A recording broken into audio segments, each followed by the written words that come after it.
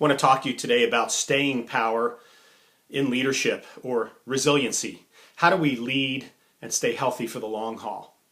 Now, this is a topic we continue to need to pay attention to as leaders because of the pressures that we face. Whether you're leading students as a teacher, whether you're leading groups or teams, you're a CEO, you're a pastor, whatever, it doesn't matter. Resiliency is critical to long-term effectiveness. Recently was talking with some leaders about some research that they're still in the midst of and still refining.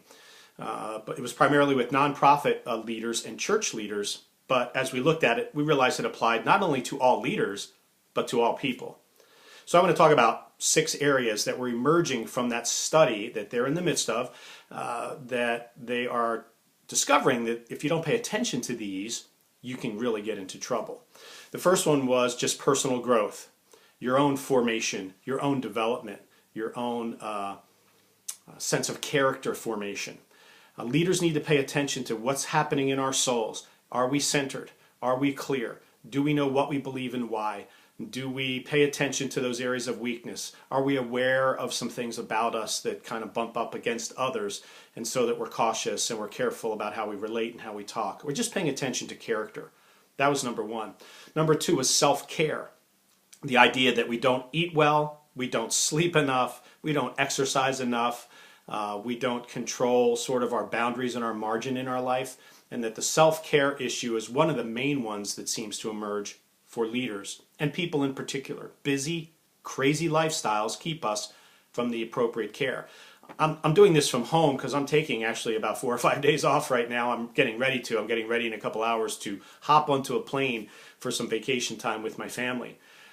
So I'm looking forward to a little self-care time. It's essential as a person and as a leader.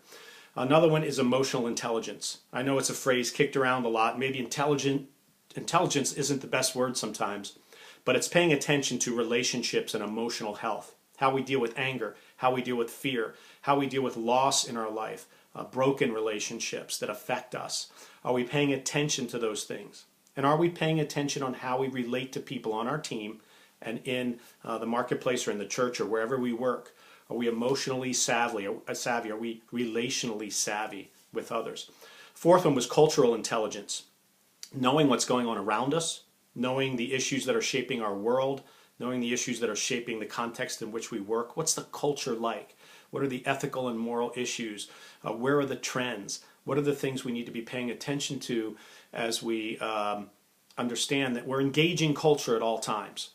We're either trying to sell something to the culture, trying to learn something from the culture, and sometimes we operate in a vacuum and can't do that. A 5th one was marriage and family, paying attention to those close, dear relationships in our lives. Neglect of marriage and family, a main killer of leaders and people in general, and will wear you down if that's not healthy and keep you from being a resilient leader. And number 6 was just leadership and management skills. Particularly those in the nonprofit area sometimes lead with passion, but not with leadership savvy and skills. And so we need to be managers of our teams and our organizations, know how to do that well and have the skills necessary to do it. And we need to be able to lead effectively, not just believe in what we're doing, but have good leadership skills. So look at those 6 areas and see, where is it I need some growth? What do I need to pay attention to? Jot them down on a list and look at them frequently, because they will help you stay in the game for the long haul.